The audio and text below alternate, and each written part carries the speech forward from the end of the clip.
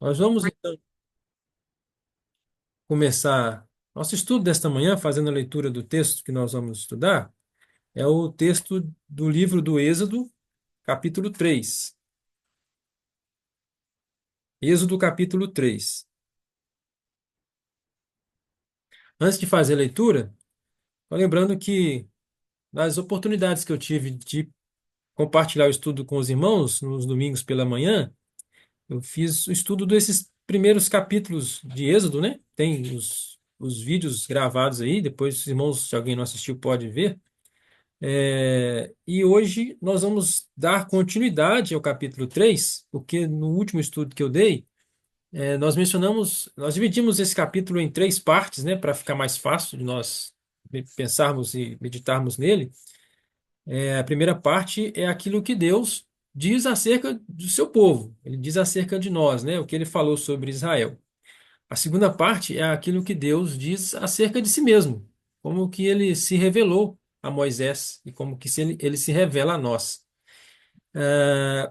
E depois a terceira parte, que se Deus quiser, veremos ainda, é aquilo que Deus realmente trata com o próprio Moisés, né? E o que Moisés também vai argumentar com relação a Deus. Então nós vamos fazer a leitura do capítulo 3 e vamos hoje tratar desta segunda parte. Nós dividimos o capítulo aqui, que é a revelação de Deus sobre ele mesmo, né? Diz assim então o texto, Êxodo 3. E apacentava Moisés o rebanho de Jetro, seu sogro, sacerdote em Midian, e levou o rebanho atrás do deserto e chegou ao monte de Deus, a Horebe. E apareceu-lhe o anjo do Senhor em uma chama de fogo do meio de uma sarça, e olhou e eis que a sarça ardia no fogo, e a sarça não se consumia. E Moisés disse: Agora me virarei para lá e verei esta grande visão, porque a sarça não se queima. E vendo o Senhor que se virava para ver, bradou Deus a ele do meio da sarça e disse: Moisés, Moisés. Respondeu ele: Eis-me aqui. E disse: Não te chegues para cá, tira os sapatos de teus pés, porque o lugar em que tu estás é terra santa. Disse mais: Eu sou o Deus de teu pai, o Deus de Abraão, o Deus de Isaque e o Deus de Jacó. E Moisés encobriu o seu rosto porque temeu olhar para Deus. E disse o Senhor: Tenho visto atentamente a aflição do meu povo, que está no Egito, e tenho ouvido o seu clamor por causa dos seus exatores, porque conhecia as suas dores. Portanto, desci para livrá-lo da mão dos egípcios e para fazê-lo subir daquela terra a uma terra boa e larga, a uma terra que mana leite e mel, ao lugar do cananeu e do heteu e do amorreu e do perizeu e do heveu e do jebuseu. E agora eis que o clamor dos filhos de Israel é vindo a mim, e também tenho visto a opressão com que os egípcios os oprimem. Vem agora, pois, e eu te enviarei a Faraó, para que tires o meu povo, os filhos de Israel, do Egito. Então Moisés disse a Deus: Quem sou eu que vá a Faraó e tire do Egito os filhos de Israel? E disse: Certamente eu serei contigo, e isto te será por sinal de que eu te enviei. Quando houveres tirado este povo do Egito, servireis a Deus neste monte. Então disse Moisés a Deus: Eis que, quando eu for aos filhos de Israel, lhes disser: O Deus de vossos pais me enviou a vós. E eles me disserem: Qual é o seu nome? Que lhes direi? E disse Deus a Moisés: Eu sou o que sou. Disse mais: Assim dirás aos filhos de Israel: Eu sou, me enviou a vós. E Deus disse mais a Moisés: Assim dirás aos filhos de Israel: O Senhor, Deus de vossos pais, o Deus de Abraão, o Deus de Isaque e o Deus de Jacó, me enviou a vós. Este é o meu nome eternamente, e este é o meu memorial de geração em geração. Vai e ajunta os anciãos de Israel e dize-lhes: O Senhor Deus de vossos pais, o Deus de Abraão, Deus de Isaque e de Jacó, me apareceu, dizendo: Certamente vos tenho visitado e visto o que vos é feito no Egito. Portanto, eu disse: far-vos-ei subir da aflição do Egito, à terra do Cananeu, do Eteu, do Amorreu, do Perizeu, do Eveu e do Jebuseu, a uma terra que emana leite e mel. E ouvirão a tua voz. E irás tu com os anciãos de Israel ao rei do Egito, e dir-lhe-eis: o Senhor Deus dos Hebreus nos encontrou. Agora, pois, deixa-nos ir caminho de 3 dias para o deserto, para que sacrifiquemos ao Senhor nosso Deus. Eu sei, porém, que o rei do Egito não vos deixará ir, nem ainda por uma mão forte, porque eu estenderei a minha mão e ferirei ao Egito com todas as minhas maravilhas que farei no meio dele. Depois vos deixará ir. E eu darei graça a este povo aos olhos dos egípcios, e acontecerá que, quando sairdes, não saireis vazios, porque cada mulher pedirá à sua vizinha e à sua hóspeda joias de prata e joias de ouro e vestes, as quais poreis sobre vossos filhos e sobre vossas filhas, e despojareis aos egípcios. Amém. Irmãos, eu acredito que nós estamos diante de um texto que é um dos mais importantes da Bíblia, né? Talvez pareça estranho a gente falar assim, e como se algum texto da Bíblia fosse mais importante do que outro, dado que a Escritura toda é inspirada por Deus, né? Toda ela é perfeita. Mas existem alguns textos que nos trazem aqui algumas informações sobre Deus e sobre o que Deus faz, que realmente nos remete a momentos assim muito singulares da história da redenção. Esse momento aqui, desse chamado de Moisés, e tudo que acontece em torno disso, que já aconteceu antes e que vai acontecer depois, é de fato um momento que Deus ele realiza coisas que nos faz compreender o seu plano redentor. Aqui Deus se revela, ele revela o seu nome. E a gente vai ver que não é simplesmente um nome.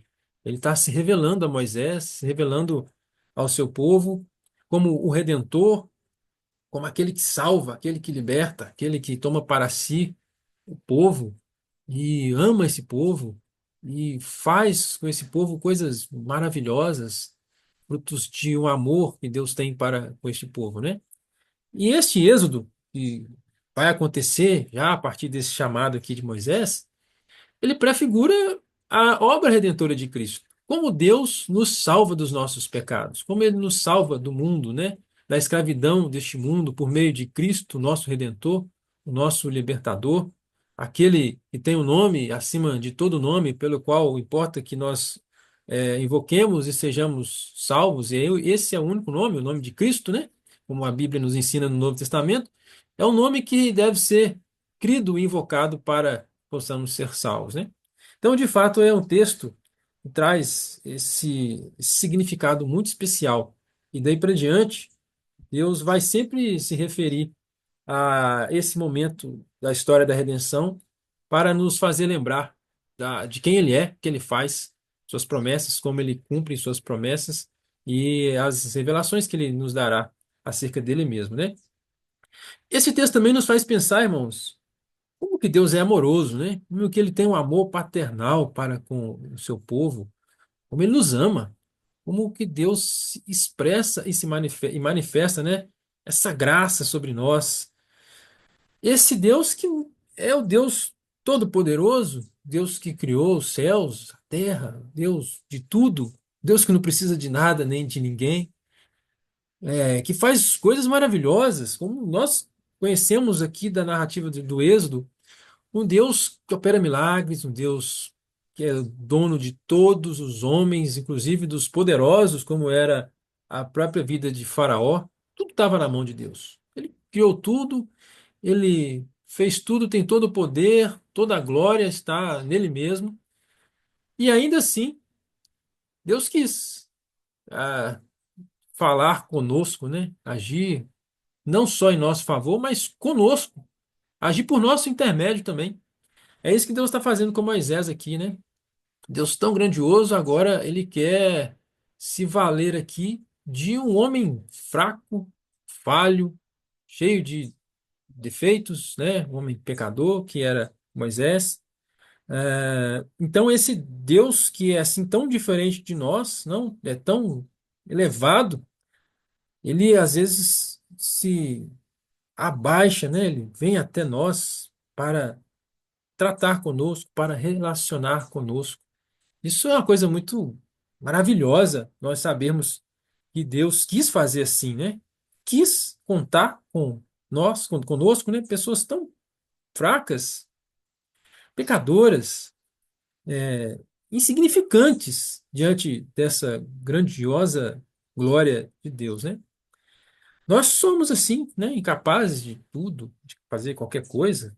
Moisés vai manifestar ali o entendimento que ele tinha dele mesmo, como ele era, assim, essa pessoa tão incapaz, tão indigna de receber de Deus é, esse tratamento tão amoroso, tão compreensivo, essa graça que Deus concede ali a Moisés. E Deus vai fazer obras grandiosas, poderosas, mas ele vai fazer isso por meio de Moisés. Ele quer fazer de Moisés um instrumento. E é muitas vezes assim mesmo que acontece conosco, né, irmãos? O Senhor ele faz coisas maravilhosas, mas às vezes ele quer fazer por nós. Ele faz e faz através de nós, nós que somos assim tão pobres e pecadores, mas Deus nos ama a este ponto de não nos deixar fora das suas obras, né, mas de fazê-las em nós e também através de nós.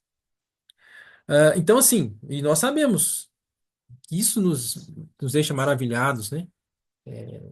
Porque nós reconhecemos que somos assim, indignos desta graça de Deus. É como o apóstolo Paulo, né? Que por ele Deus realizou obras grandiosas, né? Não só o fato dele ter sido inspirado para escrever uma boa parte do Novo Testamento, mas pelo trabalho que ele fez de levar o evangelho, mesmo com toda sorte de perseguição e com sinais de poder e autoridade divina. Ele sabia muito bem, e tudo isso não era dele mesmo, né? Era essa graça, esse amor paternal de Deus aí, porque ele mesmo disse que ele não se achava digno nem de ser chamado apóstolo, por conta do seu passado, das coisas que ele fez, que foram coisas terríveis, né? Ele que respirava ameaças contra a igreja de Deus, perseguia a igreja de Deus.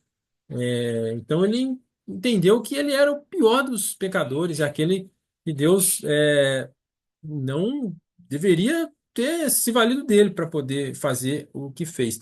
E o apóstolo Paulo, ele sabia muito bem que ele, de fato, Deus realizou coisas por meio dele, mas ele sabia que não era ele, né? Ele disse que pela graça de Deus sou o que sou, e a sua graça para comigo não foi vã.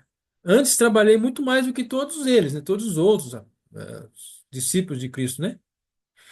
Todavia, não eu, mas a graça de Deus que estava comigo. Então é assim, meus irmãos, Deus, ele chama, e às vezes chama os fracos, né? Aliás, Jesus ensinou isso, né? Quando ele mostra, ele fala sobre o conteúdo do evangelho, né? A mensagem do evangelho, Jesus disse que isso não foi na ocasião dado, revelado aos filósofos, aos sábios, aos eruditos da época. E às vezes nem hoje é assim, né? Também não é assim. Jesus disse que Deus ocultou isso deles, mas revelou aos pequeninos, né? E o apóstolo Paulo também faz lembrar a igreja, se não me engano, a igreja aos Coríntios, né? Que Deus não foram muitos nobres e eruditos que foram chamados, né? Mas foram aqueles que eram realmente reputados como pessoas insignificantes até na sociedade. E Paulo fala, né, que Deus ele faz isso mesmo para confundir a sabedoria deste mundo, né? Ele chama coisas que talvez são desprezíveis aos olhos do mundo, ao mesmo tempo que ele omite essas coisas dos sábios, né? Mas é assim que Deus faz muitas vezes. E é assim que ele faz conosco também. Quantas e quantas coisas, às vezes, o Senhor já não fez por nosso intermédio, não para nossa glória, porque assim como Paulo, nós temos que reconhecer: nada do que foi feito, que porventura tenha sido feito através da minha vida, é motivo de eu me gloriar. Eu me glorie no Senhor, né? não sou eu quem fiz, mas a graça de Deus que esteve comigo. É assim que Paulo fala, é assim que deve ser conosco também. Então Deus aqui está chamando Moisés para uma grande missão. Moisés, que sabia que ele não tinha condições para essa missão, né? Mas ele tinha sido fiel no pouco. Lembra que nós já até mencionamos isso, né? Ele estava realmente fazendo o seu trabalho no dia a dia, sendo fiel naquilo que ele fazia como pastor de ovelhas, fazendo um bom trabalho. E Deus, ele age assim. Jesus ensinou isso, né? Aquele que é fiel no pouco será colocado sobre muitas coisas. Ao passo que se nós nos orgulharmos e queremos já sermos alguma coisa e fazermos grandes coisas, e nesse sentido nos exaltarmos, aí Deus ensina também que nós seremos humilhados, né? Precisamos nos humilhar para que Deus nos exalte quando Ele quer e da maneira que Ele quiser. Então, esse texto também nos ensina que nós devemos agir assim com os outros também, né? Nós, às vezes, somos assim inclinados a. É lógico, nós precisamos buscar estar ao lado de pessoas mais santas do que nós, mais sábias do que nós, mais inteligentes do que nós, mais piedosas. Mas nós não podemos, pensar ao ponto de que nós precisamos de alguém que tenha um nome, que tenha muita capacidade para que nós possamos ouvir dele ou dessa pessoa aquilo que é a vontade de Deus. Porque às vezes a vontade de Deus e o trabalho que Deus tem feito, Deus pode usar uma pessoa muito humilde, muito simples, né? E nós precisamos entender isso e fazer como Deus faz, né? Às vezes nós temos a capacidade de ajudar alguém, podemos ajudar alguém que também não tem o conhecimento, ainda é fraco, auxiliar essa pessoa para que ela possa também crescer, se fortalecer, aumentar em conhecimento, né? E não apenas só olhar para aqueles que já estão aí com nomes, com status e querer nos envolver só com essas pessoas. Esse tipo de comportamento, atitude nossa, ela deve ser feito em casa, no nosso trabalho e, sobretudo, na igreja, né? Nós temos que ajudar aqueles que são fracos, mesmo que eles não tenham nada a oferecer, né? Porque esse, na verdade, é o nosso papel. Nós devemos amar assim, não esperando receber alguma coisa em troca, porque é isso que Deus nos ensina a fazer aqui. Então, irmãos, Deus então chama Moisés ali nesse episódio em que ele vê essa maravilha da sarça. Nós já falamos isso naquele outro estudo anterior. E nós vamos dar sequência aqui para diante, mas sempre lembrando desse contexto, né? Moisés está diante da santa presença de Deus, a gloriosa presença de Deus. Ele teme esta presença, né? Ele sabe que Deus está ali para lhe dizer algo, né? Deus quer falar a Moisés e ele, quando é chamado por Deus, ainda que naquela ocasião que Deus chama para que ele pare de é, se aproximar apenas por curiosidade, sem se lembrar de que ele está diante de um Deus santo, e que se aproximar de Deus requer muita atenção e preocupação, nós não podemos fazer isso de qualquer maneira, então Deus diz a Moisés, chama pelo nome Moisés, Moisés. E aí, Deus está chamando Moisés. Aquilo ali já é parte do comissionamento de Moisés, né? E no primeiro momento, Moisés parecia estar assim muito pronto, né? Como muitos outros servos de Deus, quando foram chamados de maneira muito semelhante, também demonstraram essa prontidão. Moisés logo respondeu: Eis-me aqui, né? Moisés era esse tipo de homem agora, né? Um homem pronto, o homem pronto para servir, né? Servir o seu sogro, cuidando dos rebanhos, e agora ele está pronto para servir a quem o chamar, né? Ele parecia estar assim muito disposto a atender a qualquer chamamento, a qualquer missão que lhe fosse dada, e outros homens de Deus também responderam assim, né? Quando, por exemplo, Deus chama Samuel, ainda novo, ainda jovem, né? Chama da mesma forma, né? Ele chamando pelo nome duas vezes. Samuel também responde assim: Eis-me aqui, e tantos outros servos de Deus que receberam a visão de Deus, o chamado de Deus, e responderam assim com essa prontidão. Essa prontidão também deve ser nossa conduta, né? Para com Deus, né? Nós somos chamados para ser servos, né? Para servir a Deus e servirmos uns aos outros, né?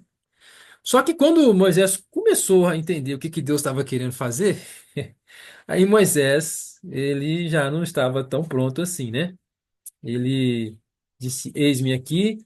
Mas quando Deus revela o que que ele queria com Moisés, o plano de Deus, que era salvar aquele povo do Egito, né? Tirá-lo de lá, resgatar este povo, levá-lo a uma outra terra, né? E para isso teria que enfrentar a oposição de Faraó. Deus fala que faria isso e revela para Moisés que ele fará isso por intermédio dele, de Moisés.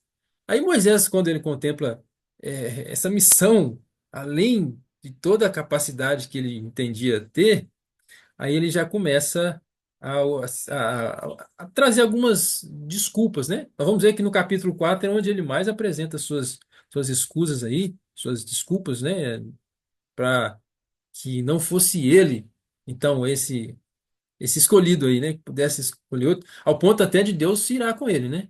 Porque Deus vai revelando muitas coisas para Moisés ao longo dessa conversa que era de se esperar que Moisés fosse já, né, tirando as suas defesas, as suas desculpas e fosse então aceitando mais facilmente o chamado de Deus. Mas parece que Moisés não, cada vez que Deus vai dizendo coisas que respondem às questões de Moisés, mais questões ele coloca até o ponto de Deus se irá com ele, como se já não fosse suficiente tudo que Deus falou, ele ainda continua se esquivando dessa situação, né? Então, quando Deus chama Moisés, fala, olha, Moisés, é por seu intermédio, né? No versículo 10, Deus disse assim, olha, vem agora, pois, e eu te enviarei a Faraó para que tires o meu povo, os filhos de Israel, do Egito. De fato, isso que Deus está falando para Moisés é algo que Moisés disse: como? Deus, você não lembra da minha história? Minha história é que eu fui criado lá como filho de Faraó. Mas quando eu achei que eu tinha que me envolver com os meus irmãos, deu tudo errado. Eles não me ouviram, Faraó ficou irado comigo, tive que fugir para cá para não morrer, porque eu matei um egípcio. Tanto tempo se passou, ninguém mais se lembra de mim, eu não tenho poder nenhum. Moisés entendeu, como nós também entendemos, que para uma grande missão como essa aqui, né, uma enorme missão, sem comparação, alguém que fosse então se habilitar para isso deveria ser alguém que reconhecesse que tivesse ah, as suas credenciais, né, tivesse condição de fazer isso. Moisés olha para si mesmo e fala assim: olha, eu não tenho, jamais eu teria qualquer condição de fazer isso, né? Mas ele achava que não estava no seu alcance participar com Deus dessa obra. Então ele faz uma pergunta a Deus, né? No versículo 11. Então Moisés disse a Deus: quem sou eu que vá a Faraó e tire do Egito os filhos de Israel? Então, olha essa pergunta que Moisés faz: quem sou eu, né? É, embora isso aqui seja mais uma esquiva, né? É, não é como, por exemplo, outros servos do Senhor que demonstraram uma humildade, sabendo que eles não tinham condição. Moisés aqui já está começando mesmo a se esquivar, né? Ele tem consciência de que ele não é capaz, mas ele já está começando, porque ele vai demonstrar ao longo do diálogo que ele realmente não quer essa missão. Mas embora isso não seja uma pergunta assim, olha, não sei quem eu sou, né? Não é isso que Moisés está dizendo, né? Como se ele tivesse uma questão existencial para resolver.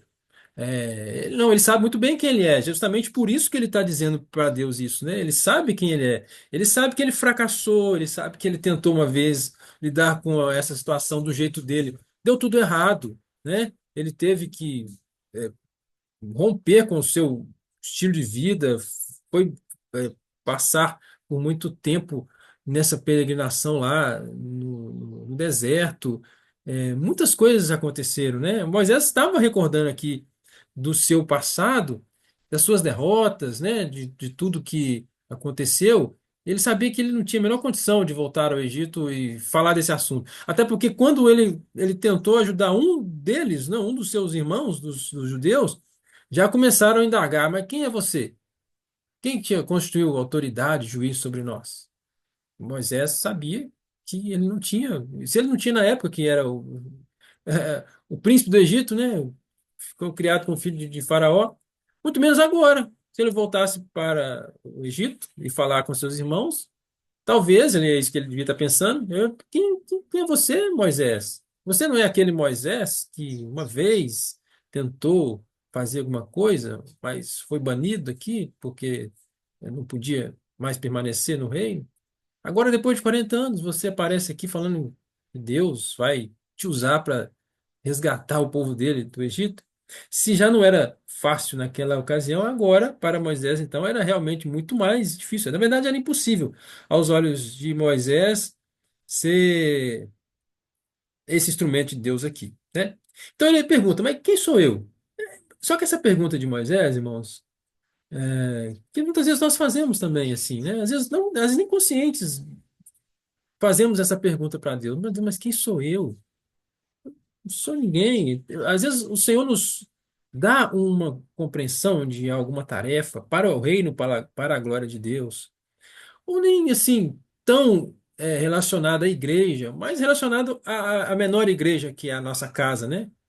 As nossas tarefas para o reino começam dentro de casa. E nós achamos que não somos capazes de fazer o que Deus às vezes nos coloca como uma visão, como um propósito, como alguma coisa que Ele quer realizar, e a gente às vezes tem essa compreensão, mas parece que isso logo se esvai, porque a gente começa a fazer esse tipo de pergunta, mas eu não sou essa pessoa, eu não sou capaz de fazer isso. Quem sou eu? Moisés sabia que ele não era capaz. Então ele traz a pergunta, né? E essa pergunta realmente nos faz pensar, porque de fato, quem que nós somos? Nós não somos nada. Essa é a realidade, essa é a resposta que nós podemos dar a nós mesmos. Nós não somos nada. De fato, é isso. Nós não somos capazes de fazer coisa alguma que Deus nos fale que irá acontecer, o que Ele fará, né? Nós nada somos. A Bíblia, quando ela relata o que nós somos, esse relato é realmente ele é muito, ele é muito poderoso, né? É muito drástico. A Bíblia fala que nós somos, por exemplo, como a erva. Cresce num dia, seca no outro, morre, né? É totalmente limitado, fraco, cheio de defeito.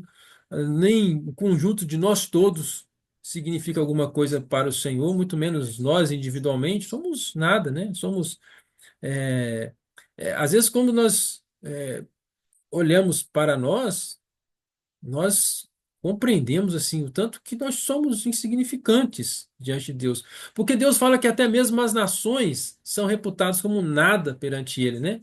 Imagina as nações com todo o seu poder, com o seu governo, com toda a sua riqueza, inclusive o próprio Egito. Deus fala assim: isso não é nada. Eu reputo isso por nada. As nações podem juntar o mundo inteiro que continuamos não sendo nada perante Deus. Nós não somos capazes de fazer qualquer coisa relevante por nós mesmos, né? Não fazemos. Então, essa pergunta realmente nos faz pensar: quem que nós somos? Se nós observarmos o que a Bíblia ensina sobre nós mesmos, nós realmente concluiremos que nós não somos nada. E sempre nós falaremos assim com Deus toda vez que Deus nos chamar para alguma coisa. Mas, Senhor, eu não sou nada, né? O apóstolo Paulo, ele falou isso. Eu nada sou. Mas o que sou é pela graça de Deus que sou. Ele sabia. E ele também, por si só, não faria nenhuma daquelas coisas, né? Até porque o trajeto que Paulo estava era um trajeto muito oposto. Ele, na verdade, estava fazendo coisas que, como Deus diz, né? Ele estava lutando contra o próprio Cristo, né? Quando ele perseguia a igreja. E fazer alguma coisa em favor da igreja, em favor de Cristo, não é possível a não ser que Deus realmente faça por nós. Do contrário, nós só vamos fazer pecado. A única coisa que nós sabemos fazer e fazer bem sem a intervenção de Deus em nossa vida é pecar. É se afastar de Deus, é se rebelar contra Ele. É por causa da nossa natureza pecaminosa. É isso que fazemos. Mas então, ah, nós nada somos, né, irmãos? A nossa própria existência, ela depende completamente de Deus, né? O apóstolo Paulo, quando ele fala lá, em Atenas, né? Que nele vivemos, nos movemos e existimos. Não tem nada que sejamos sem Deus, né? Nós não somos nada. Então Moisés diz isso. Mas Moisés precisava entender que o que importa não é o que nós somos, porque nós não somos nada mesmo. O que importa é de quem nós somos, ou quem está conosco, né? E é isso que Deus responde para Moisés, porque essa é a indagação de Moisés. Olha, quem sou eu então para fazer essa obra? Aí Deus diz assim no versículo 12: certamente eu serei contigo. Então, é assim, não importa, Moisés, quem você é. Isso não faz, não vai fazer diferença. O que faz diferença é saber quem está contigo, é saber quem é o seu Deus. É o Deus que te chama, o Deus que te capacita, é o Deus que te socorre, é o Deus que te fortalece, é o Deus ao qual você serve, é o Deus que vai à sua frente, é o Deus que você está seguindo, é o Deus que é contigo, é isso que é importante. Por isso que Deus responde assim, né? A resposta de Deus nem é responder Moisés quem ele é, porque Moisés realmente até sabia disso, mas a resposta de Deus é assim: eu serei contigo. O que você é, não importa, eu sei que você é fraco, eu sei que você é falho. Eu sei que você já fracassou uma vez, mas eu serei contigo. Então, quando Deus fala isso com Moisés, e Deus disse assim, certamente era para Moisés realmente criar em seu coração uma fé, uma convicção de que isso é possível ser feito, é possível ser realizado, porque Deus é que será com ele. É por meio de Deus que essas coisas acontecerão, né? E Deus ainda fala mais, ele dá um sinal para uma garantia para Moisés, né? E é uma garantia interessante, até um pouco estranha, né? Porque Deus diz assim: "E isto te será por sinal de que eu te enviei. Quando houveres tirado este povo do Egito, servireis a Deus neste monte." Então Deus começa falando duas coisas para Moisés: "Eu serei contigo, né? Eu sou e serei contigo. E eu te dou um sinal, mas esse sinal é assim: você precisa apropriar dele pela fé, porque ele é um sinal que não vai acontecer agora aos seus olhos. Você vai precisar caminhar pela fé, crendo nesse Deus que é contigo, para que quando tudo acontecer do jeito que Deus está falando, Moisés pudesse ter então a confirmação. O sinal seria para se executar futuramente, é quando tudo que Deus está prometendo fazer acontecesse, Moisés voltaria naquele monte, como de fato isso aconteceu, e ali ele serviu novamente a Deus lá no Monte Sinai. Então, irmãos, para nós sabermos de fato quem nós somos e quem Deus é. Aliás, é interessante, né? As pessoas querem conhecer a si mesmas, né? Homem, conhece-te a ti mesmo, né? As pessoas querem saber quem elas são, olhar para dentro de si, encontrar a sua essência. A gente vê esse tipo de conversa, né? De pensamento das pessoas, né? Para compreender a própria natureza humana, compreender a si mesmo. Enfim, nós queremos saber mesmo quem nós somos, né? Essa pergunta de Moisés também, muitas vezes, ela é uma pergunta existencial mesmo, mas quem eu sou? E é interessante que eu lembro de Calvino. Calvino começa as Institutas falando justamente do conhecimento de Deus e do conhecimento de nós mesmos. Ele começa pelo conhecimento de nós mesmos, dizendo o seguinte: que quando nós conhecemos a nós mesmos, nós somos levados a contemplar a grandeza de Deus. Porque quando nós olhamos para nós, nós nos identificamos assim, como falhos, pecadores, frágeis, né? De uma vivência muito fugaz, passageiros, limitados ao tempo. E não só as coisas que são próprias da nossa condição de criatura, né? Da nossa finitude, mas, associado a isso, as coisas que diz respeito à nossa condição de pecado e miséria, que foi o que nós caímos em Adão. Então, nesse contexto, nós realmente somos reputados por nada. E quando nós, então, entendemos isso, nós somos levados a contemplar a grandeza de Deus. Mas aí, logo em seguida, Calvino diz o seguinte: mas nós só podemos conhecer quem realmente nós somos se nós olharmos para Deus e a sua grandeza. E é aí que nós, de fato, teremos a verdadeira compreensão de que nós somos. Parece, contraditório, mas não é. O que Calvino explica é que essas coisas é, estão assim interligadas, né? A ponto de ele dizer que não sabe o que, que pode ser dito primeiro, o que, que vem primeiro. Mas é assim, nós, para conhecermos a nós, nós temos que conhecer a Deus. E Deus vai, então, se revelar de uma maneira especial aqui a Moisés. Ele vai dizer quem ele é, para que Moisés também e o povo de Israel possa compreender quem eles são também, né? O que, que Deus está fazendo por meio deles. Então Moisés já começa a apresentar aqui, irmãos, alguns medos que ele tinha, né? Ele tinha medo de enfrentar Faraó, e ele começa a então a perguntar quem sou eu, mas Deus quer que ele mude a pergunta, né? A resposta de Deus é para que ele possa mudar a pergunta, né? Mas a pergunta devia ser assim: mas quem vai comigo, né? Ou quem será comigo? Ou melhor, quem é o Senhor? E aí Moisés chega a essa mudança de pensamento. Então, Deus responde que ele será com Moisés, ele vai dar um sinal para Moisés, um sinal que exige que Moisés viva pela fé daí para diante, porque é a presença de Deus e a garantia de Moisés. A garantia de Moisés era Deus estar com ele. E esteve, né, o tempo todo com Moisés e foi, de fato, o que deu vitória e sucesso a Moisés nessa jornada dele. Então Moisés, ele antecipa uma possível pergunta que às vezes, talvez os seus irmãos lá pudessem fazer. Ele diz assim, né? Ah, Versículo 13. Então disse Moisés a Deus: Eis que quando eu for aos filhos de Israel e lhes disser, o Deus de vossos pais me enviou a vós, e eles me disserem, qual é o seu nome? Que lhe direi? Então agora Moisés, ele já começa a perguntar para o Senhor assim: quem é o Senhor? Qual é o teu nome? Que nome eu vou dizer para os meus irmãos que é o nome do Deus que apareceu para mim e está me chamando aqui para ser o guia deles para esse êxodo aí? Aí Moisés, ele quer agora conhecer a Deus, ele quer saber quem é o Senhor, né? Só que quando Moisés quer saber o nome, aí nós temos que lembrar que está no contexto de um pensamento hebraico, né? Os judeus, quando eles falavam de nome, era muito mais profundo que nós falamos de nome, né?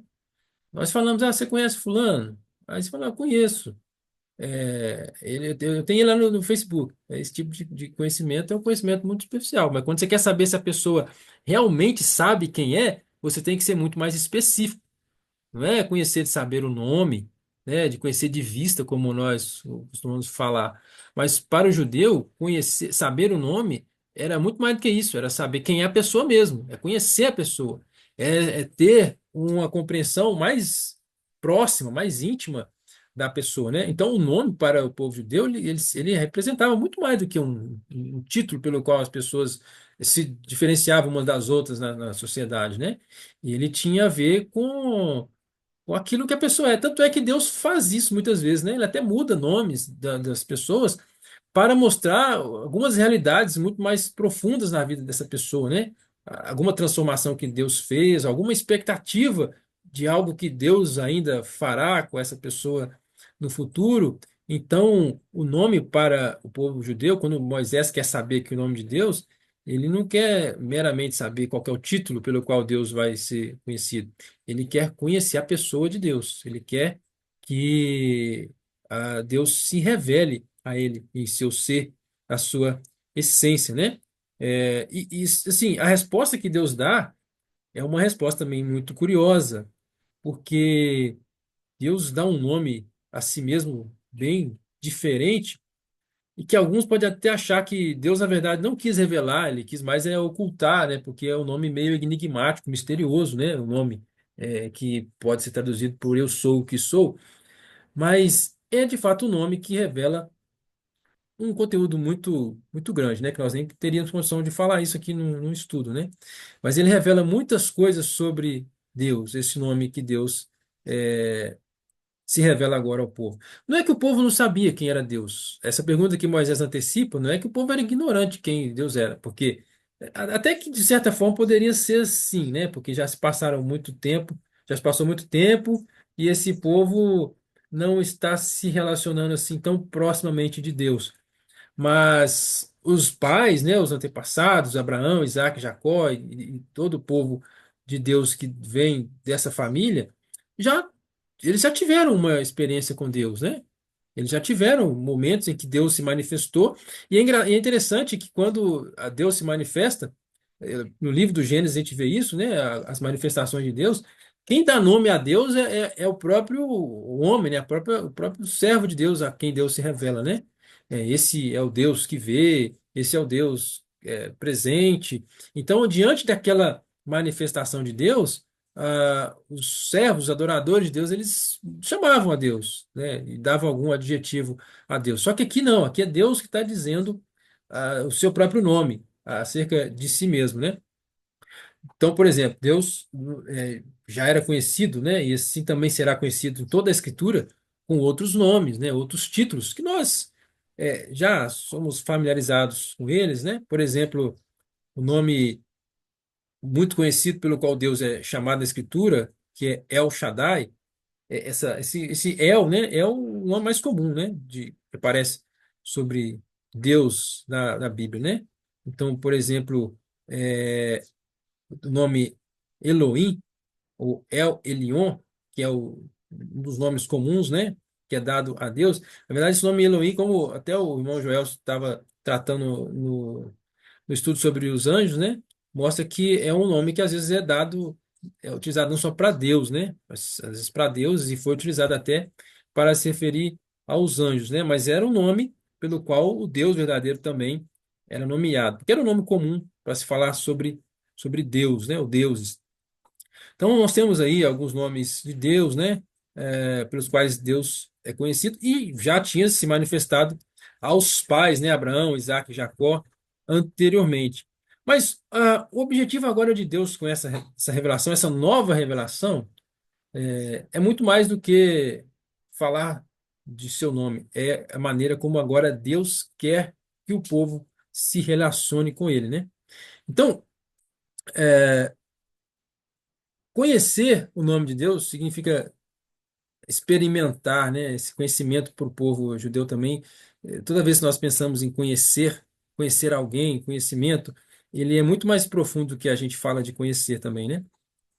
Então eles queriam conhecer mesmo a natureza de Deus, o caráter de Deus, a personalidade de Deus, as expectativas que eles tinham com relação a Deus, né?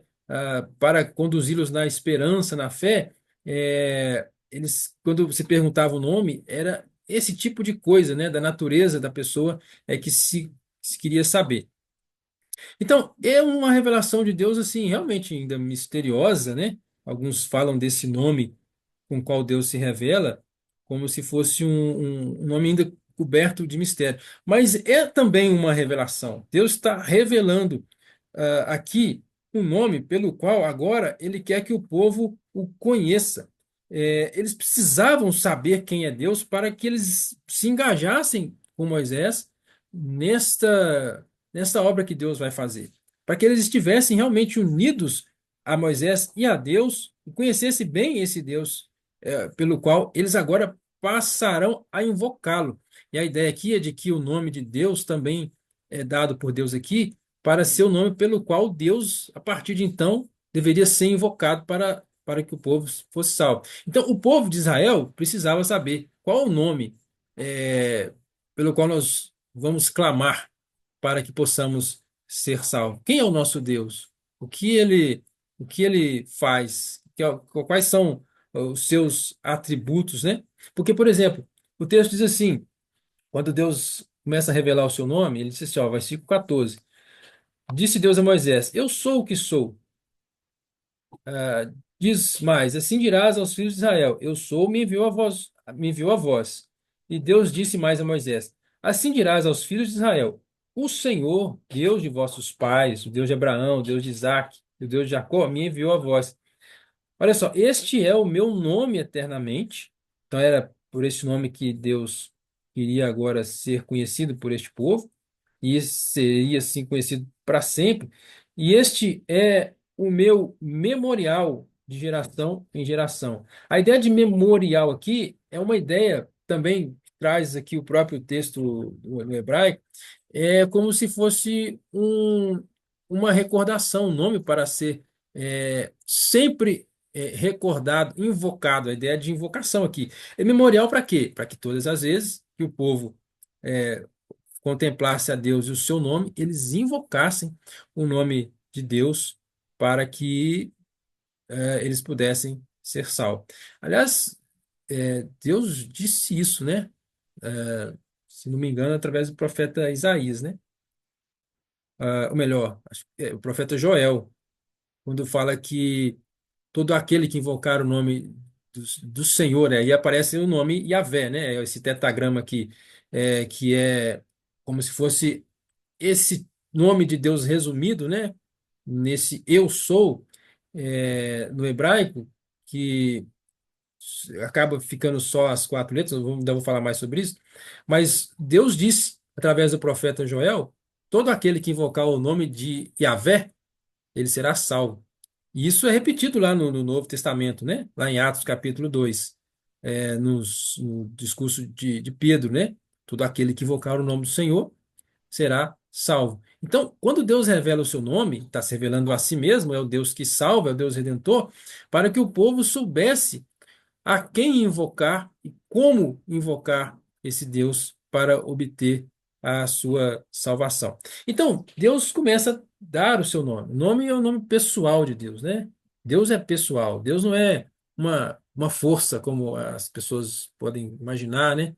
Eles podem até admitir uma divindade, mas uma divindade, sei lá, impessoal, algo que deu origem a todas as coisas, e agora as coisas acontecem por si só e as coisas vão modificando ou se evoluindo, e Deus não é uma pessoa que se envolve com essa criação dele e se relaciona com os homens e as pessoas, não. Para muita gente é como se nós estivéssemos aqui sozinhos e por nossa conta, né? Mas Deus não é assim. A verdade não é assim. Deus é um Deus pessoal, um Deus que se manifesta, ele lida com a sua criação o tempo todo, ele lida conosco, ele quer relacionar conosco pessoalmente. Por isso que ele traz o seu próprio nome, dizendo exatamente o que ele é, né? Então, Deus é esse Deus que é eterno, que trouxe à existência todas as coisas, né? E agora, com esse nome, ele vai mostrar que ele também é um Deus que fez promessas, promessas que ele vai cumprir com a garantia do seu próprio nome. Moisés queria que esse povo, o povo de Israel, conhecesse a Deus.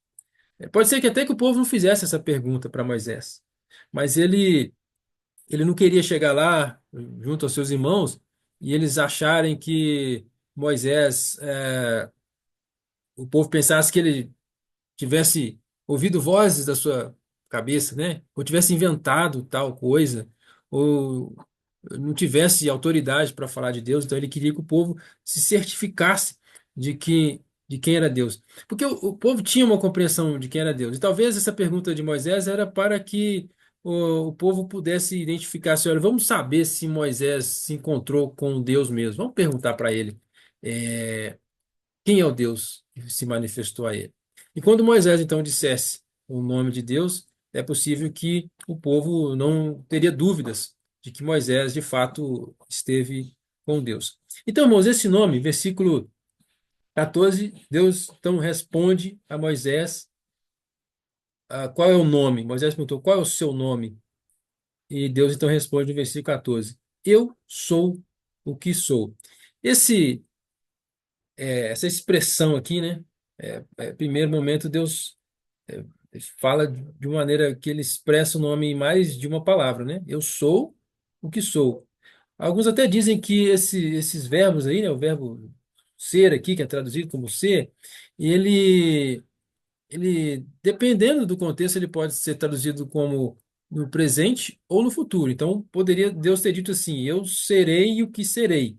Poderia ser esta a tradução, né? Mas Deus diz assim: eu sou o que sou. É de fato um nome curioso, mas cheio de significado. Deus não deu esse nome para que nós ficássemos especulando.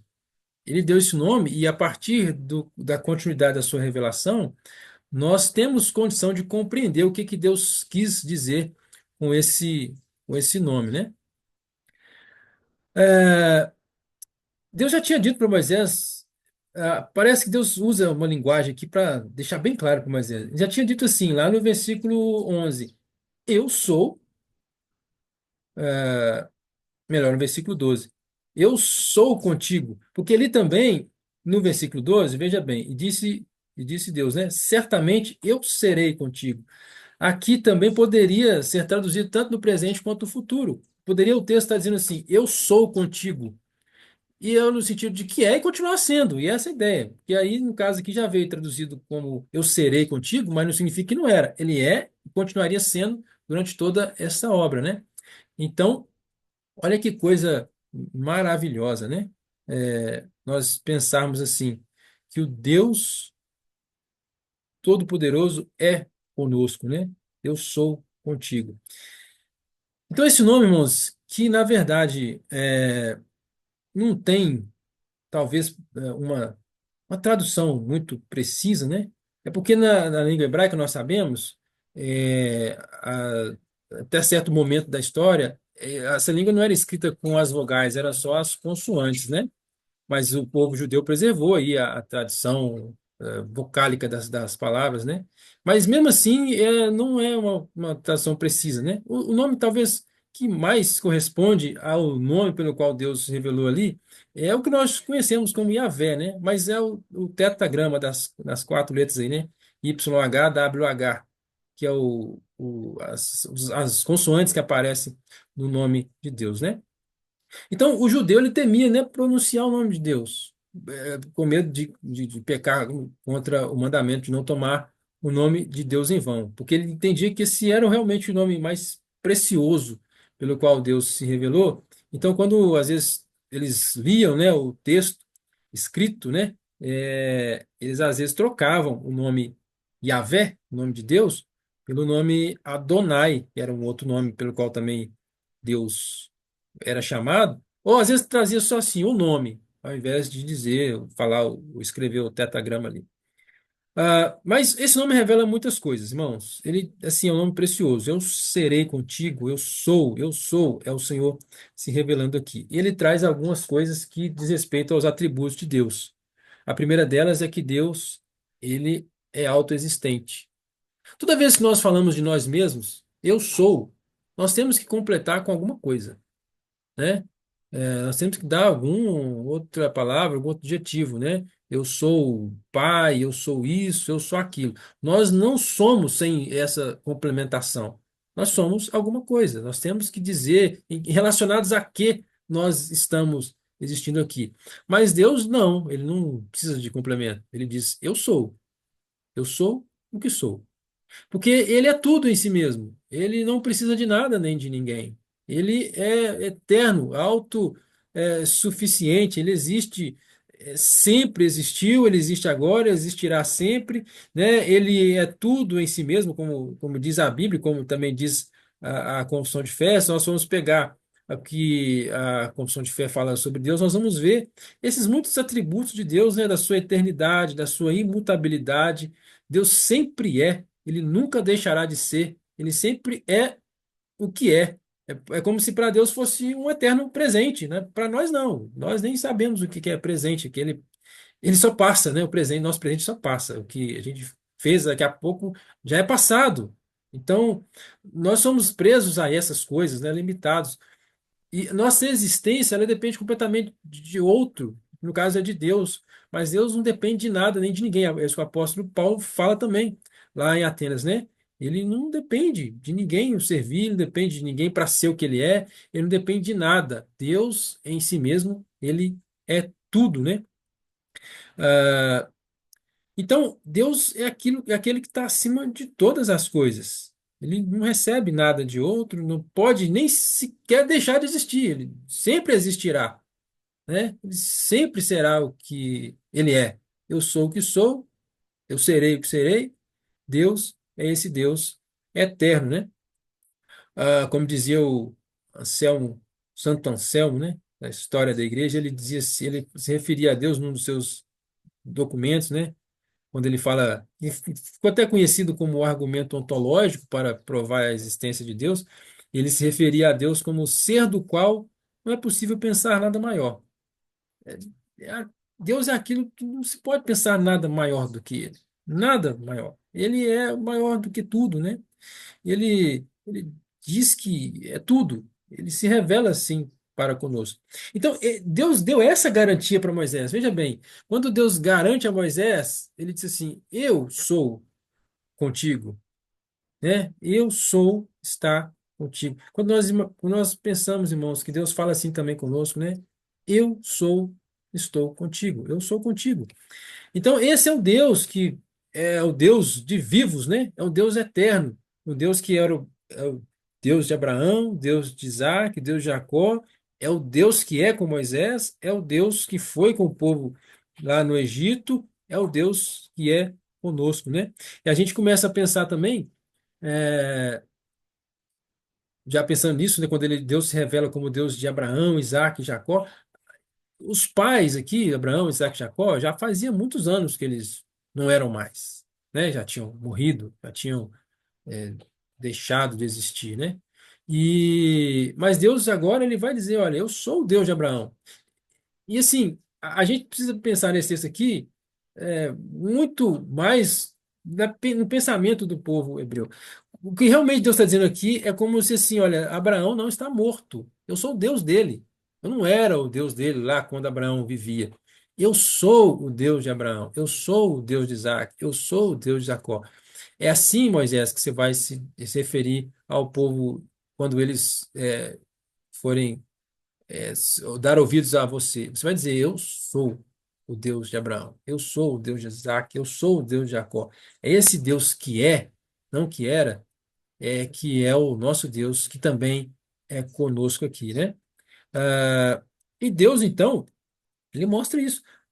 Tem muitas coisas importantes no Novo Testamento, deixa eu ver o tempo aqui, que mostra a relação disso aqui com Cristo e com a nossa salvação, né? Porque, por exemplo, irmãos, Deus se revelou em Cristo no Novo Testamento, né? E agora Cristo, que é a perfeita expressão do ser de Deus, esse ser eterno, né?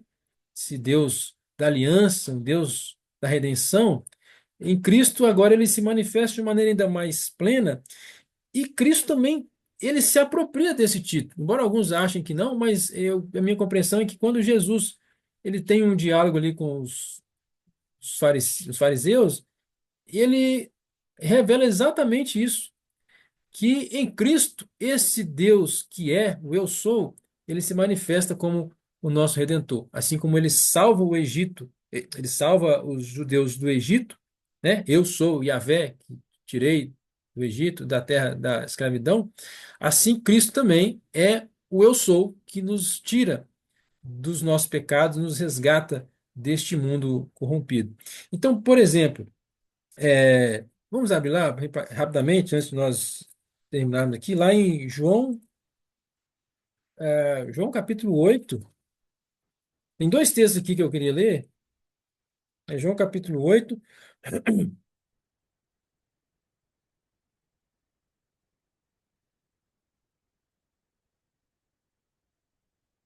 Vamos lá, João 8.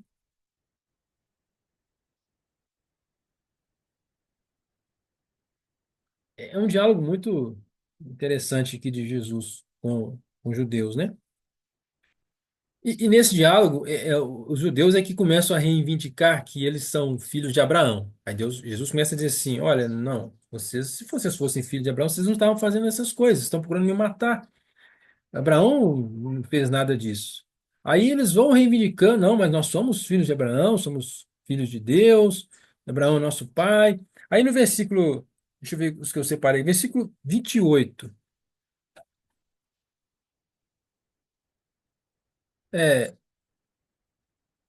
versículo 28 diz assim: Disse-lhe, pois, Jesus: Quando levantares o Filho do Homem, então conhecereis que eu sou. Aqui já é o uso de Jesus dessa expressão, que se remete ao nome que Deus se revelou a Moisés. E nada faço por mim mesmo, mas essas coisas falo como meu pai me ensinou. Aí lá mais adiante,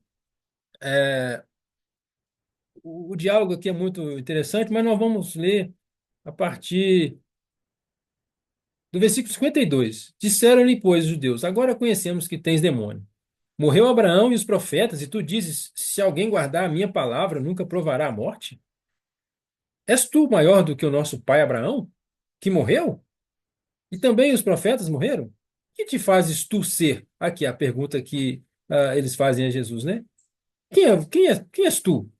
Aí Jesus responde assim: Se eu me glorifico a mim mesmo, a minha glória não é nada. Quem me glorifica é meu Pai, o qual dizeis que é vosso Deus. e vós não o conheceis, mas eu conheço. Se disser que não o conheço, serei mentiroso como vós, mas conheço e guardo a sua palavra. E olha o que Jesus diz então no versículo 56: Abraão, vosso pai, exultou por ver o meu dia e viu e alegrou-se. Aí os judeus disseram: Ainda não tem 50 anos e viste Abraão? Disse-lhe Jesus: em verdade vos digo que antes que Abraão existisse, eu sou. Então, nessa hora aqui, Jesus está se identificando com o Deus que se revela a Moisés. Eu sou. Eu sou o Deus de Abraão, o Deus de Isaac, o Deus de Jacó. Eu sou antes de Abraão, eu sou. Eu sou o Deus eterno. Tanto é que é justamente depois dessa expressão de Jesus, dizendo que antes de Abraão eu sou, o versículo 59 diz assim: então pegarem pedras para lhe atirarem. Aí para eles basta, né? Já chega. Agora ele está querendo dizer que ele é Yahvé. Ele é um com Deus, né? Ele é um com o Pai. Ele é antes de Abraão, porque ele está agora se igualando àquele Deus que se revelou ao nosso pai Moisés. E é exatamente isso que Jesus é. Ali, quando Deus se revela a Moisés, se revela o Deus Trino, o Deus que é o que é. Tanto é que Jesus é esse, é o Deus que é o mesmo ontem, hoje e eternamente. É assim que a Bíblia nos ensina, né? A Bíblia se refere a ele, tanto a ele quanto ao Pai, como Deus que é o Alfa e o Ômega, o princípio e o fim, é o Deus eterno, e não tem começo de dias nem fim de dias, como também a Bíblia fala quando compara Jesus a, a esqueci o nome aqui, mas quando compara aquele sacerdote lá, que lidou lá com Abraão. Então, é porque não tem início de dias nem fim de dias, é um Deus eterno. Jesus, então, ele se revela como o Deus Todo-Poderoso, o Deus Senhor, o Deus da aliança, o Deus do pacto que é feito com Abraão, com Isaac e Jacó, o Deus que fez um pacto com o povo naquela dispensação, e é o mesmo Deus que faz um pacto conosco hoje também. Ainda mais um texto, Lucas 20, 37 e 38.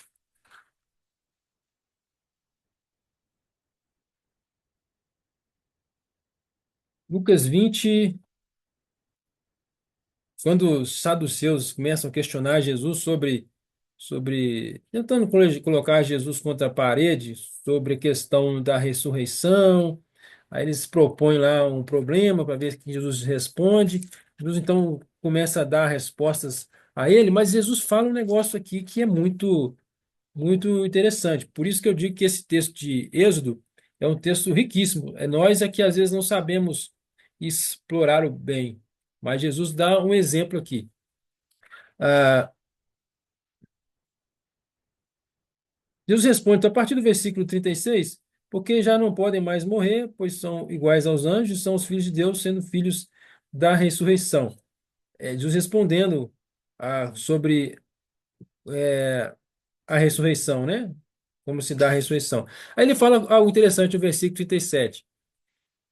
E que os mortos hão de ressuscitar, também o mostrou Moisés junto da sarça. Aí a gente pensa assim, mas como assim? Moisés junto à sarça? Parece que não está falando nada de ressurreição lá, do texto que nós acabamos de ler hoje, né? O que está falando nesse texto de ressurreição? Jesus está dizendo isso, que os mortos hão de ressuscitar, também mostrou Moisés junto da sarça. Quando chama ao Senhor Deus de Abraão e de Isaac e de Jacó. Aí olha que Jesus complementa aqui. Ora, Deus não é Deus de mortos, mas de vivos, porque ele vive ele vive todos, porque para ele vivem todos. Então, veja bem, Deus está se revelando a Moisés como esse Deus. O Deus que para Deus, Abraão não passou. Abraão também está vivo, né? Está com o Pai. Jesus disse que Abraão se alegrou em ver o dia do Senhor, ele viu, ele jubilou com isso quando ele viu o dia de Cristo, né? Porque Deus tem os seus contigo. A promessa de Deus não é a promessa que se apaga com o tempo. Ele garante a promessa dele, ele cumpre a promessa dele, porque para Deus, aquele aos quais ele amou e prometeu, eles estão vivos com ele. Ele é um Deus eterno. E ele é um Deus de vivos, né? Porque Jesus disse aos judeus, né? Inclusive aos seus discípulos, né? Aquele que ouvir a minha palavra, ele tem a vida. Ele nunca mais morrerá. Ele viverá para sempre. Jesus fala disso, né? Aliás, Jesus fala muitas coisas, né, acerca dele mesmo, usando essa expressão, né? Que é forte. Ele também diz: Eu sou, o pão da vida, eu sou a luz do mundo, eu sou a porta, aquele que entrar por mim será salvo, eu sou o bom pastor, eu sou a ressurreição e a vida. Ele fala um tanto de coisa mostrando assim: eu sou aquele que salva, eu sou o Deus que redime, o Deus que se revela. É esse, é a mim, é a esse nome que nós invocamos também para sermos salvos. Então, irmãos, esse texto, né, esse pequeno tempo que nós temos aqui, ele nos ensina então estas coisas, né? O que Moisés aprendeu com essa revelação de Deus é que de fato ele não era nada, não era nada. Nós também não somos. Mas o que importa é quem está conosco, quem é o nosso Deus, né? Deus está dizendo para nós hoje também: eu serei contigo. O eu sou é comigo. Esse Deus eterno, Senhor de tudo, de todas as coisas, Deus que não precisa de nada nem de ninguém, ele está dizendo: eu serei contigo, eu sou contigo. Imagina esse Deus eterno estar ao nosso lado, nós estamos diante da presença dele para nos consolar, para nos animar, para nos exortar, para nos fortalecer, para nos ensinar o que devemos fazer. Ele que é por nós, ele que é conosco. Seja lá que tipo de situação nós passaremos, né? Nós vamos passar. Seja lá que tipo de missão Deus tenha nos dado, né? Tipo de tribulação que nós vamos enfrentar. Eu sou contigo. É essa verdade que precisa nos animar, nos alegrar, né? Nós não somos nada mesmo, né? Medos nós temos muitos, mas os nossos medos eles precisam ser transformados numa confiança para com Deus. Porque o problema de Moisés nesse momento é esse. Ele tem os seus medos, mas ele deixa que seus medos eles se manifestem em desculpas, evasivas. Cada hora ele apresenta uma coisa, até falar o ponto: ah, não, Deus manda outro. Em outras palavras, é isso que ele diz. E Deus se ira com ele, porque, olha, mas eu estou dizendo que eu sou o Deus Todo-Poderoso, é contigo. O que mais que você precisa saber? Não precisa saber mais nada, e mesmo assim, Moisés continua deixando com que seus medos transparecessem ali no seu diálogo. O nosso medo precisa ser transformado numa fé, né, numa coragem. Não em nós mesmos, porque aí não serve, mas a coragem no eu sou, o Deus que diz que é conosco, né? Moisés então aprende que Deus é esse Deus eterno. E assim o povo de Israel precisaria aprender. O Deus eterno, Deus que tudo é, tudo pode, Deus que é acima de tudo, é Ele. É Ele que nós vamos invocar para sermos salvos do Egito e de Faraó. É esse Deus que quis se aproximar de nós, se relacionar conosco, que nós o conhecêssemos, não só de nome, mas o conhecêssemos mesmo, sabendo quem Ele é. E de fato ainda ficamos assim, é, quando pensamos nesse nome, né? Se você for ler os teólogos, você vai encontrar muitas e muitas explicações sobre o eu sou. E aí pode às vezes até nos deixar meio confusos, né? Mas é de fato uma revelação de Deus que nos deixa maravilhados, né? Nós nunca vamos atingir a profundidade, a profundeza do que esse nome significa. É, é, é, é querer colocar esse Deus que tudo é, como nós estamos dizendo, dentro de um nome, né? Não é possível. Isso é impossível. É como se nós, mas é possível nós contemplarmos assim a Deus. É como se você sabe, por exemplo, que existem profundezas do mar que são inatingíveis, né? Coisas que nós nem imaginamos que estão lá debaixo do mar, essa imensidão que é o mar. E nós nunca vamos chegar lá, né, para desvendar essas coisas, né? É um segredo, é um mistério que Deus reservou lá nas profundezas. Mas é possível contemplar a Deus, por exemplo, se você estiver numa praia e você olhar para a imensidão daquele mar e ficar ali muito tempo, contemplando aquilo. Quão grandioso é aquilo, né? E pensando nessa profundidade que é. Ou você se imaginar lá em alto mar, quando olhar para todas as direções, você só vê um mar. E aí é mais ou menos assim, quando nós pensamos nesse nome, eu sou. Nós nos sentimos como uma gota ali no meio do oceano, né? Uma coisinha ali no meio do oceano, e aquela imensidão de coisas para ser contempladas que não é possível a nossa vida inteira falar delas, e muito menos num tempo desse de estudo, né? Mas que fique para nossa meditação aqui, que é esse Deus, assim, esse incompreensível, não que ele não possa ser compreendido naquilo que ele nos revela, mas que está fora da nossa capacidade de compreendê-lo, de entendê-lo, é esse Deus que resolveu nos amar, resolveu nos tirar do mundo. Assim como ele resolveu fazer isso com o povo de Israel, que não merecia e não tinha nada para oferecer, assim como nós, mas ele quis também nos, nos amar e nos resgatar deste mundo. Nós possamos meditar nesse nome, né, e nesse Deus que nós servimos, né, na grandeza que ele é, invocar esse nome, né, é o nome que Cristo assume, né, porque no Novo Testamento Cristo assume o nome Yahvé, o eu sou, que na tradução do grego é o Kyrios, mas é o Senhor, é o Deus. É o nome pelo qual todo nome, todas as pessoas deveriam invocar para ser salvas, e é o nome sobre diante de quem todo o joelho se dobrará, né? Se dobrará. Ainda que, se não se arrepender, se dobrará a si mesmo no último dia. Todas as nações serão levadas a Cristo no último dia, né? É o nome que nós temos para invocar para sermos salvos. Ok, irmãos? Deus nos abençoe então, né? Nós possamos pensar como nós cantamos, né? No Salmo lá, né? Muitos eles confiam em tantos poderes aí, né? Mas nós faremos menção, né? Do nome do Senhor. Nós levantaremos a bandeira desse nome, o nome do Senhor, né? É o nome que ele nos deu para, por ele sermos salvos no dia da aflição. Que Deus nos abençoe. Vamos então encerrar com uma oração. Irmão Joelson, pode fazer a oração para nós encerrarmos então? Sim, irmão. Oremos. Senhor Deus, Senhor nosso Pai, agradecemos a Deus por mais um dia que tu nos concede hoje, Senhor, dia do Senhor. Agradecemos a Deus pela tua palavra, agradecemos a Deus pelos ensinos do teu evangelho, Senhor, da tua palavra, da tua lei para nós, ó Deus.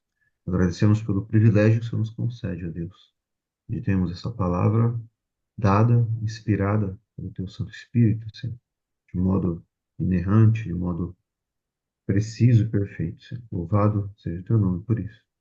Agradecemos a Deus, a ti, pelo teu Espírito Santo, pela tua igreja, que tem guardado e ensinado essa palavra ao longo da história, ao longo dos séculos. E ainda hoje, ó Deus, essa palavra é pregada, ensinada pela tua igreja, conforme, ó Deus, a tua vontade, conforme a tua providência, conforme, ó Deus, os teus decretos. Também te agradecemos por Jesus Cristo, o nosso único Senhor e Salvador, que é a própria palavra de Deus, encarnado, o Verbo de Deus, ele que é o eu sou, ó Deus, como vimos nesse estudo, Senhor. Agradecemos, ó Deus, por tudo, Senhor, quem tu és, pelas obras das tuas mãos. Agradecemos, ó Deus, pela grandeza, pela majestade, ó Deus, do teu ser, pelo teu poder, pela tua santidade, ó Deus, pela tua justiça, pela tua ira, pelo teu amor e misericórdia, por todos os teus atributos, ó Deus, por tudo quem tu és. Te louvamos e te agradecemos. Te agradecemos pela vida do irmão Edson, que abençoe a vida dele, sua família, os irmãos aqui que participaram hoje, abençoe aqueles que não puderam participar também, e abençoa Deus logo mais à tarde, estudo que teremos também, Senhor. Senhor, perdoa os nossos pecados, Senhor, seja conosco, nos abençoando, Senhor, nos dando um ótimo dia na tua presença, Senhor. Nos ajude, nos guie em todas as coisas, Senhor. Livra-nos de todo o mal e abençoa nossas vidas. Nós oramos, isso te pedimos, no nome do Senhor Jesus. Amém. Amém. Amém, então, meus irmãos. Deus abençoe, né? Até às 17 horas, né? Estaremos também tendo um estudo aí com o nosso irmão Edu Marques, né? Amém. Deus abençoe a todos. Um bom dia do Senhor.